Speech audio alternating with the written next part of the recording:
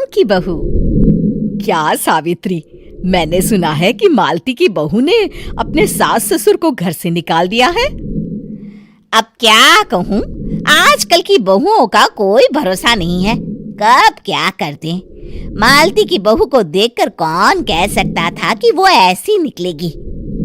तू सही कहती है, आजकल की बहुओं को देख मुझे तो बड़ा डर लगता है। कहीं मेरी बहू भी ऐसी निकल गई तो। नहीं, मैं तो गांव की सीधी सादी लड़की से अपने बेटे की शादी करवाऊंगी। इस तरह एक दिन गायत्री अपने बेटे की शादी गांव में रहने वाली मीना नाम की लड़की से करवा देती है। ये लीजिए माँ जी, आपके लिए गर्मा गर्म नाश्ता और चाय।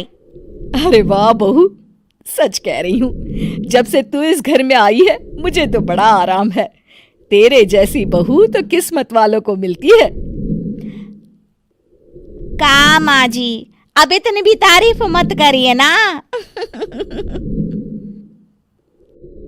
धीरे धीरे मीना गायत्री की चहेती बन जाती है और मीना भी गायत्री को कभी शिकायत का मौका नहीं देती थी। फिर एक दिन, ये ले बहू, आज मैं बाजार से तेरे लिए साड़ी लाई हूँ। साड़ी देखते ही मीना का मुंह लटक जाता है। का माँ जी, ये भी कोई साड़ी है? ना, मुझे तो बिल्कुल पसंद नहीं आई। अरे लाना ही था तो कोई अच्छी महंगी वाली साड़ी ले आती मेरे लिए। आप तो ये सस्ती साड़ी उठा लाई। मुझे नहीं ना चाहिए आपकी ये साड़ी, आप ही पहनिए इसे। अरे ये क्या बहू, तू तो आजकल कुछ ज्यादा ही नखरे दिखा रही है। मैं इतने प्यार से तेरे लिए साड़ी लेकर आई हूँ और तू है कि उल्टा मुझे ही दो बातें सुना रही है। अरे माँ जी, आप अपने लिए तो बड़ी डिजाइनदार और महंगी महंगी साड़ियाँ खरीदती हैं और मेरे लिए ये सस्ती साड़ी ले आई। आप समझती हैं कि मैं गांव से आई हूँ इसलिए मुझे कुछ नहीं पता। हाँ, अरे कुछ नहीं, तुझे शहर की हवा लग गई है बहू। इस तरह दोनों सास बहू में रोज किसी न किसी बात पर लड़ाइयां शुरू हो जाती थीं। एक दिन गायत्री अपनी कुछ सहेलियों को अपने घर चाय पर बुलाती है। अरे बहू, मेरी सहेलियों के लिए बढ़िया चाय नाश्ता तो बना दे। अरे माँ जी, अभी ना मेरे पास बिल्कुल भी समय नहीं है, मुझे ब्यूटी पार्लर जाना है। चाय नाश्ता आप ही बना लीजिए। हाँ, तू कब से ब्यूटी पार्लर जाने लगी है? शहर आए 2 दिन नहीं हुए और देखो महारानी के नखरे शुरू हो गए। बस भी करिए माँ जी, आपसे बहस करने के लिए मेरे पास ना बिल्कुल टाइम नहीं है। आपका क्या है, आप समझती हैं कि मैं गांव से आई हूं तो मुझे कुछ नहीं आता और आप जो रोज रोज मुझसे मेहमान नवाजी करवाती रहती हैं नौकरानी की तरह।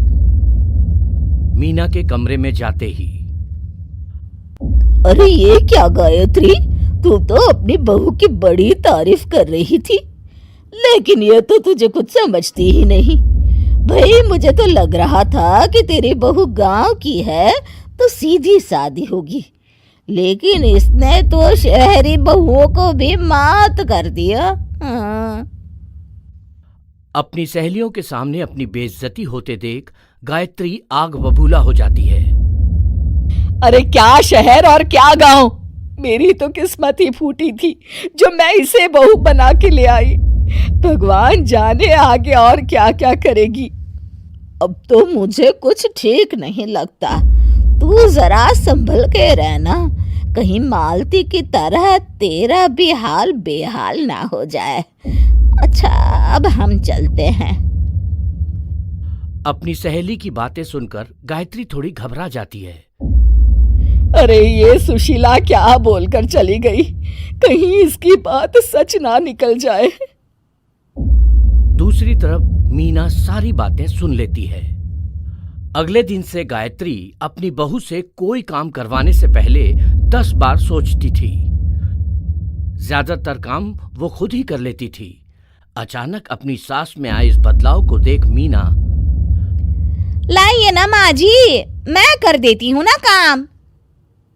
एक बात पूछूं माँ जी, आजकल ना आप बड़ी चुप चुप सी रहती हैं और अब मुझसे झगड़ना तो दूर, मुझसे खुल के बात तक नहीं करती आप। कुछ नहीं बहू, ऐसे ही।